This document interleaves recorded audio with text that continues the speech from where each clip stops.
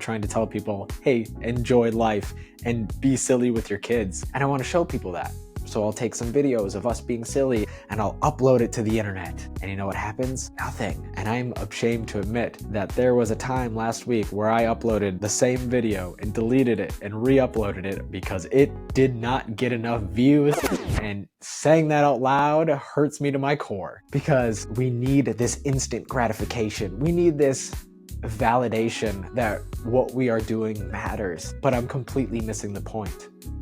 What mattered was already done. I would love to hear from you. This is my call to action. How can I serve you better?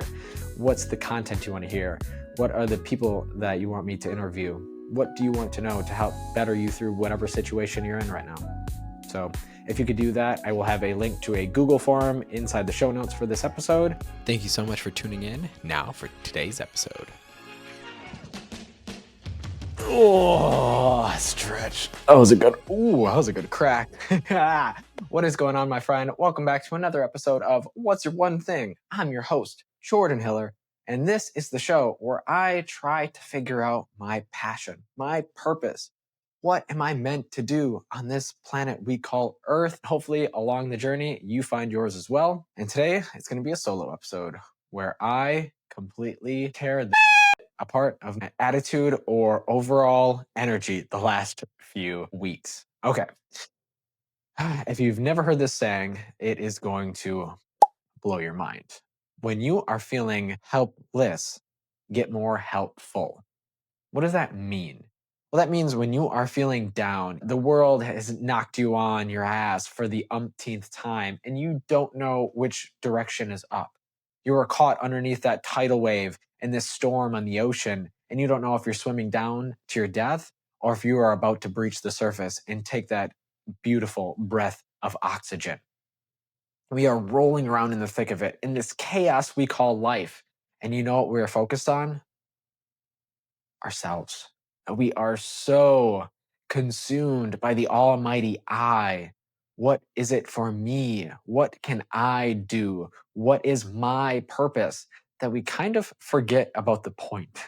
The point of life is to flourish with connection with others. It is to get beyond yourself. No, I'm not religious, but a big part about religion is about serving others. I'll be the first to admit, is they seem pretty damn happy when they do that. When they stop focusing so much on themselves and start pushing that out to the world, to their community, to their family, to their friends. And boy, do I need that. I need to step out of this self-centered body and where what can I do to me, and what can I start doing for others? So I am feeling helpless. I'm going to get more helpful. Now, what kind of pushed me over the edge is I heard this amazing story. I'm going to butcher it, but just bear with me. Here's the cliff notes. There was a college football player who had this incredible season. They were about to go undefeated. That had never been done in this franchise, and they lost. And he took it very, very hard. They were supposed to go to the championship, or it was going to happen. They had this banquet dinner for all of the players a couple of nights before, and he was seething. He was so mad. He didn't want to be there. He was just down in the dumps because he felt so bad that he let his team down. But it was all about him. And at this banquet dinner, he ends up getting a question if he can go meet a fan. Now, this fan had traveled hundreds of miles to see him, and they weren't supposed to bother them inside this banquet dinner. But he said, you know what? I've got to step out. I'm not feeling very well. Let's go meet somebody. Let's go talk to them. And he goes out and he sees this young girl. Her name is Kelly, and she has a lot of health issues. I believe she's got a brain tumor. She's dealing with so much pain and so much tragedy, but she is so excited to see him that she damn near falls over herself running to give him a hug. And as they're doing this embrace, she's crying, he's crying, their families are crying, and it's just this pure moment of joy. And he decides to invite her to the red carpet award ceremony for the college football awards. Now, it's this huge ordeal. They end up going out and getting her a dress to make her the belle of the ball. They go to dinner beforehand, and they have the greatest time of their lives. He said he will never forget it. They're sharing laughter. There is so much crying, but it's so joyful. And now it is time for the award ceremony. They get front row seats. They are center stage for this event. And this football player is up for 5 or 6 awards himself, and he is feeling at the top of the world. Now, the first award comes up that he is nominated for, and he doesn't get it. He kind of shakes it off and he goes, "Oh, okay. It's fine. It's fine. This is about Kelly. This is Kelly's night. She's here. She looks beautiful. Look at her face. All right." Some time goes by. Second award, doesn't get it. It's fine. This is Kelly's night. This is for Kelly. Third award, he doesn't get it. Now this starts to sting. Now it's no longer about Kelly. Now it's about him. And he feels miserable. Why am I not good enough? Why am I not being selected? Why am I not the one?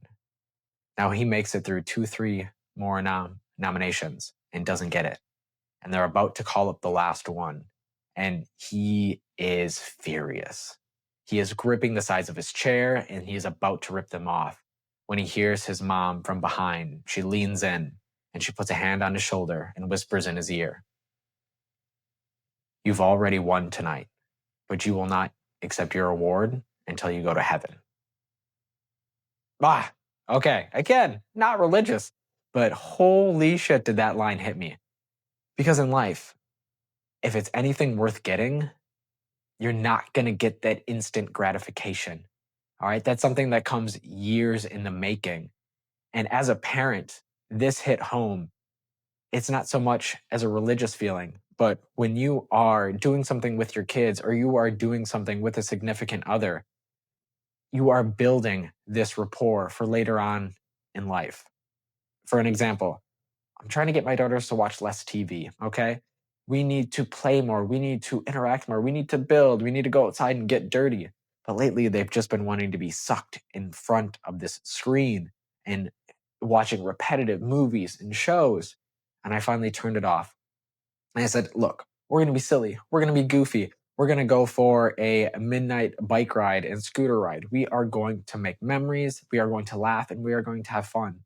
Yes, did they complain and moan a little bit because they didn't get to watch K-pop Demon Hunter for the 100 millionth time? But you know what?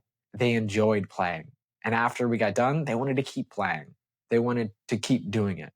And maybe that might be a small award now, but I know in 10 to 20 years, that will pay off in dividends I don't even know yet.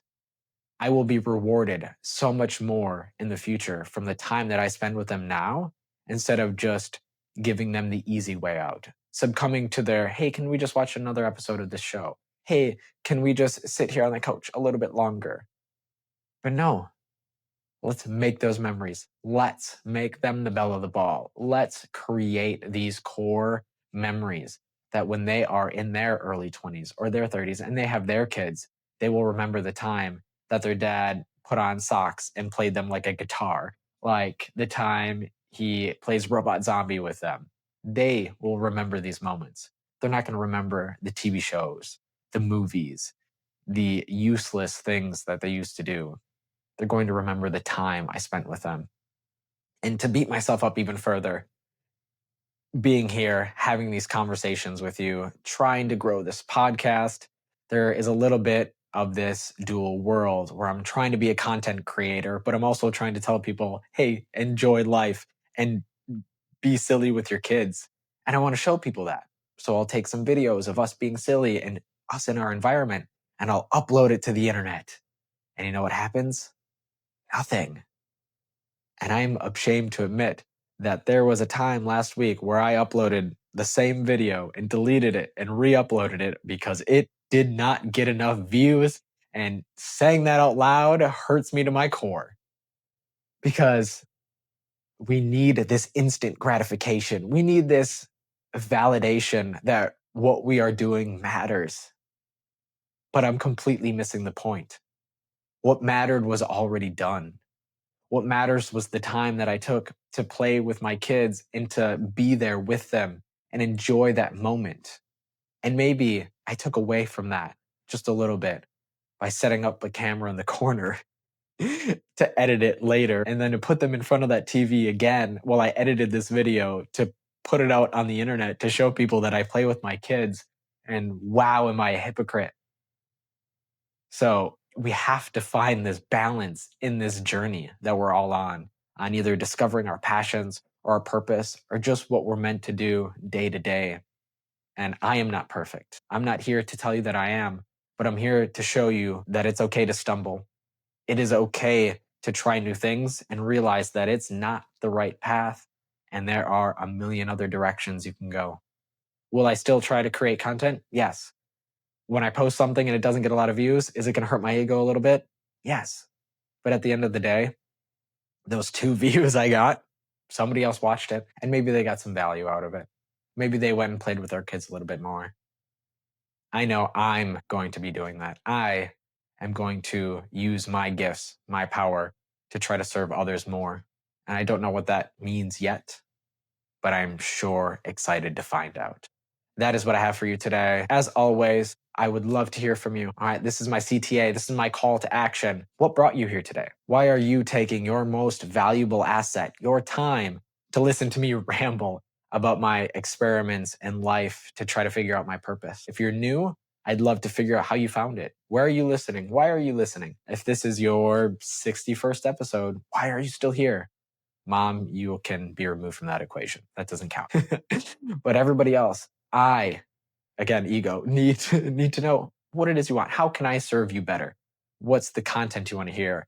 What are the people that you want me to interview? What do you want to know to help better you through whatever situation you're in right now? So if you could do that, I will have a link to a Google form inside the show notes for this episode, or you are always welcome to email me at what'syourone_thing@gmail.com. That's the words what's your, the number one, and the word thing at gmail.com, or look in the show notes for the Google form and let me know what it is you want to hear, or just pop in to say hi. I'd really appreciate it. All right. You know the drill. Peace out, Girl Scout. I felt really icky doing that. I felt weird. I don't know. I think it's like, there we go. That's what it was. You don't kiss the fist twice yet, idiot. All right. I got to get out of here. Later, losers.